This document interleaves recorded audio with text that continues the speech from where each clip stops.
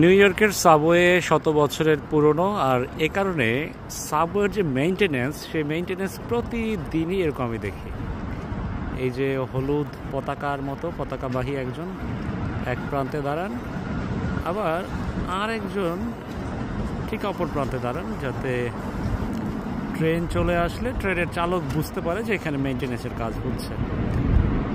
এভাবেই প্রতিদিন এভাবে মেইনটেনেন্স চলে। পাশাপাশি সপ্তাহের যে বন্ধের দিন বা ছুটির দিন রয়েছে, শনিবার কিংবা রবিবার, এই দুই দিনও দেখা যায় যে বিভিন্ন স্টেশন বন্ধ করে দিয়ে পুঙ্খানুপুঙ্খ মেরামত বলতে যেটি বোঝায় সে মেরামতের কাজ চলে। আর এই কারণেই এখানকার ট্রেনের প্রতি মানুষের এত ভরসা, এবং দুর্ঘটনা খুব একটা ঘটে না বললেই চলে। সব কিছু মিলিয়ে যোগাযোগ ব্যবস্থা বা নগরবাসীর যে